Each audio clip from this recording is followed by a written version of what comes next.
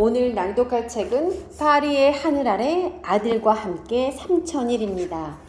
지은이 츠지 히토나리, 일본의 베스트셀러 작가이자 영화감독, 뮤지션. 1959년에 도쿄에서 태어났다.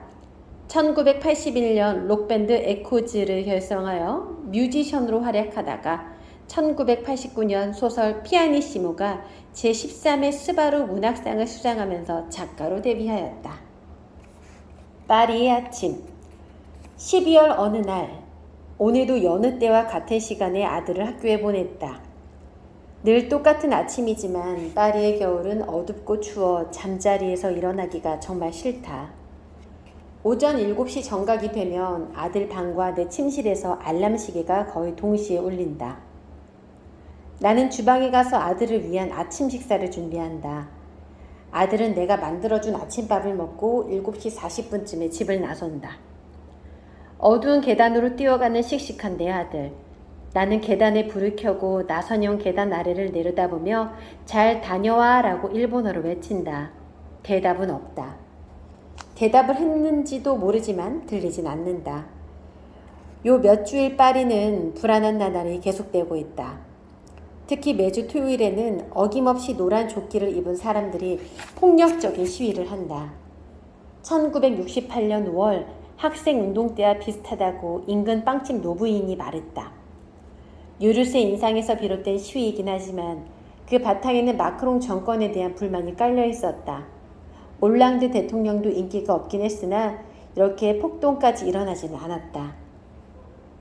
프랑스는 대체 어디를 향해 가는 걸까? 그리고 14살짜리 아들을 둔 나는 어디를 향해 가는 걸까? 오전에 나는 주로 소설을 쓴다. 2권을 동시에 진행하고 있는데 하나의 초안이 끝나 퇴고에 들어갔다. 생각해보면 소설가라는 게 참 신기한 직업인 것 같다. 회사도 없고 월급도 없다.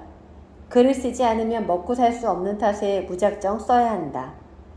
문득 깨달은 거지만 스바루 문학상을 받은 해가 1989년 10월이니까 내년이면 작가 생활 30주년을 맞게 된다. 무턱대고 글을 썼는데 용케도 작가라는 모호한 직종에서 살아남은 것이다. 쉼없이 쓰다 보니 일거리가 끊이지 않았나 보다 고 생각하며 자신에게 놀란다.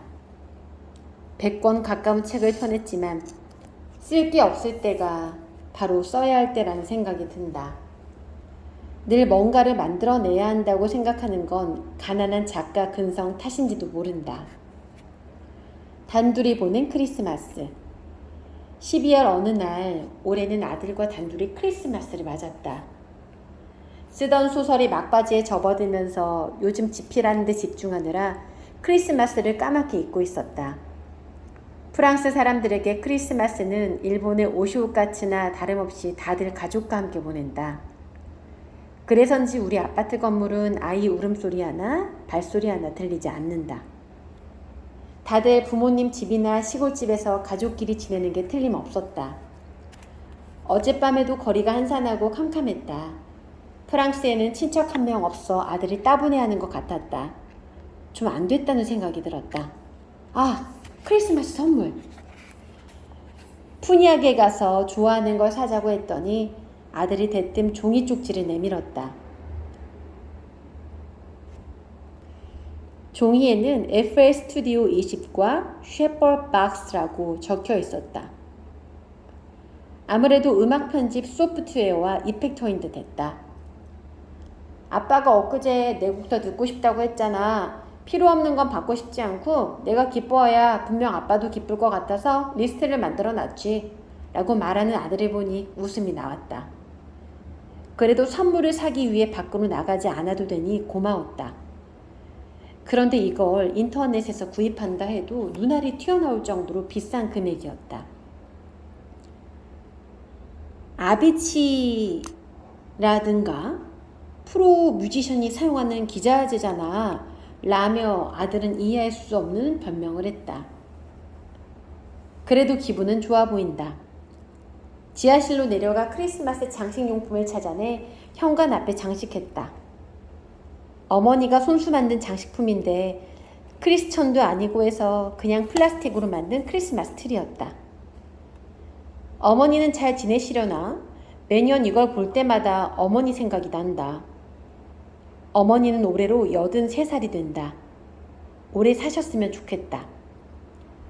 거실에서 스팅의 잉글리시맨인 뉴욕을 부르고 있는데 아들이 다가와 곡을 만들었으니 한번 들어봐 달라고 했다.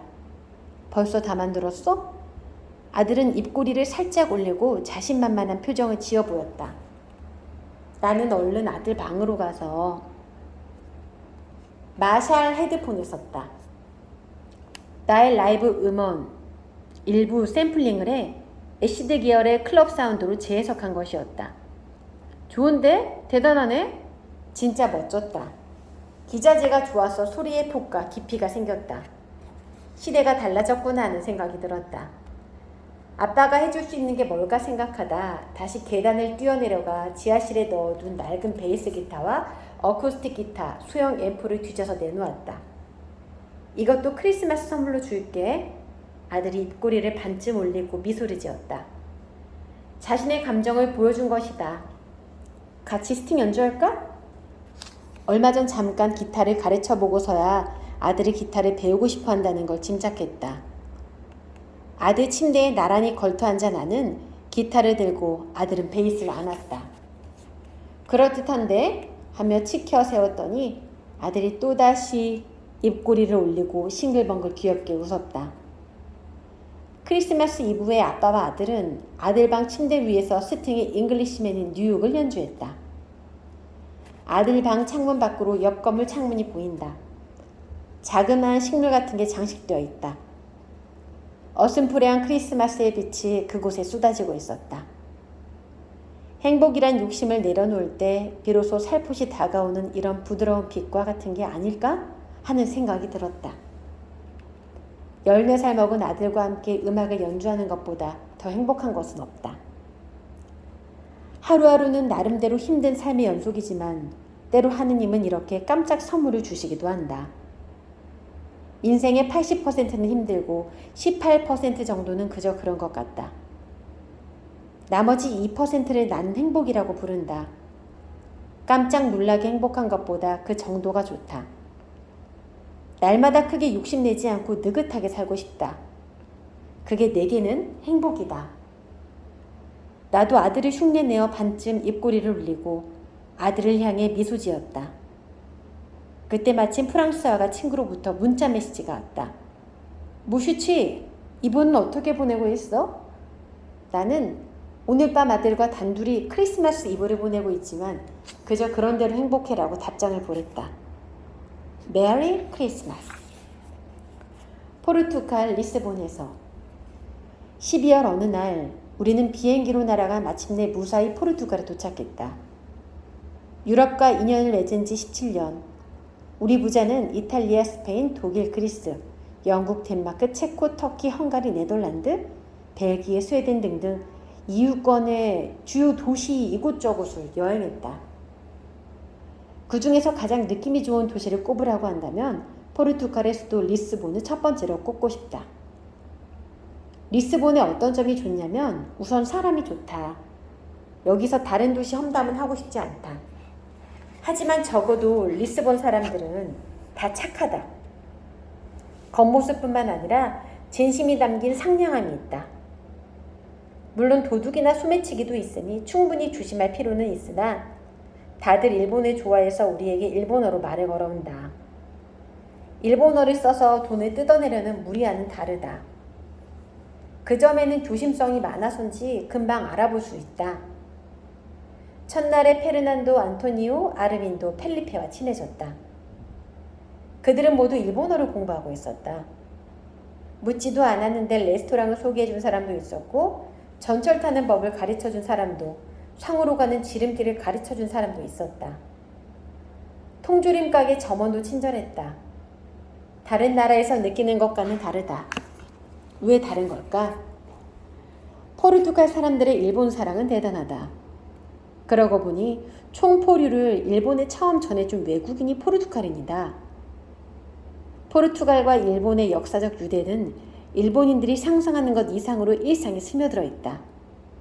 서로 통하는 그 뭔가를 느낄 수 있다. 포르투갈을 대표하는 전통 음식이 바칼라우와 정어리, 문어를 비롯한 생선 요리이기 때문일까?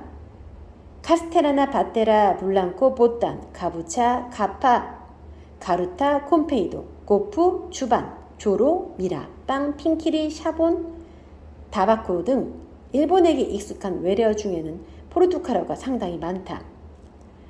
아리가또라는 말이 어쩌면 오브리가두에서 유래했을지 모른다는 설이 있을 정도다.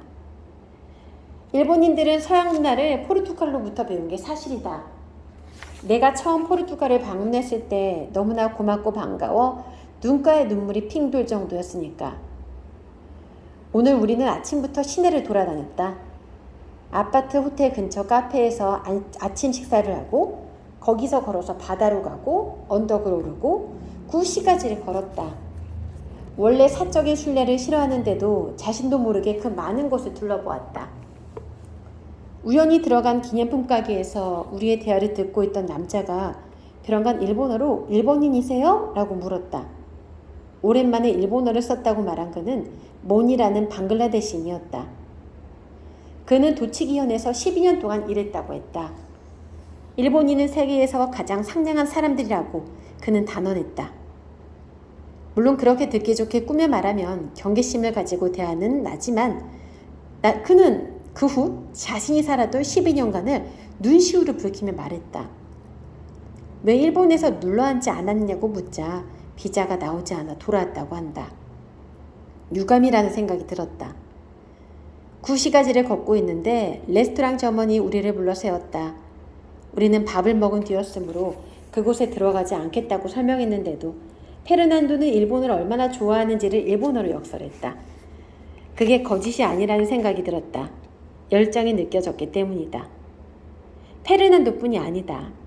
기념품 가게나 레스토랑 점원 등 만나는 사람 모두 일본 팬이었고 각자 고향을 떠나 외국에서 사는 사람들 치고는 자부심이 강한 편이었다. 페르난도는 일본과 포르투갈이 정신적으로 이어진 것 같다는 참 인상적인 말을 했다. 우리도 포르투갈과의 연결고리를 다시 한번 일깨울 필요가 있을지도 모른다. 미국이나 프랑스만 외국은 아니지 않은가? 포르투갈의 수도 리스본은 문화 수준이 높은 데다 센스도 맛도 뒤지지 않는다. 친절함과 인간미는 세계 제일이라고 생각한다. 여기서 노후를 보내면 어떨까 생각했을 만큼 이 나라에는 스트레스가 없다. 지금은 겨울이지만 여름이라면 분명 더 활기차게 지낼 수 있을 것이다. 나는 처음 만난 사람과도 금세 친해진다. 아들은 그런 나를 보고 지나치게 무방비 사태라며 웃는다. 그러면서도 이렇게 덧붙인다. 아빠는 참 재미있는 사람이야. 좀 창피할 때도 있지만 그게 바로 아빠의 매력인 것 같아. 하지만 현지인의 삶 속으로 들어가 보는 게 진정한 여행이라고 나는 생각한다. 관광과 여행의 차이는 정해진 코스를 걷느냐, 자신이 길을 스스로 정하느냐의 차이가 아닐까? 여행을 한다면 닥치는 대로 하는 것이 단연 재미있다. 가이드북에 실린 관광용 레스토랑보다 현지인들과 섞여 그 고장의 음식을 먹어보는 것이 좋다. 그게 내가 생각하는 여행이다. 아들아, 너는 어떻게 생각하니? 오늘은 파리의 하늘 아래 아들과 함께 3000일이라는 책을 낭독해 보았습니다. 출판사 성한당, 지은이 츠지 히토 나리.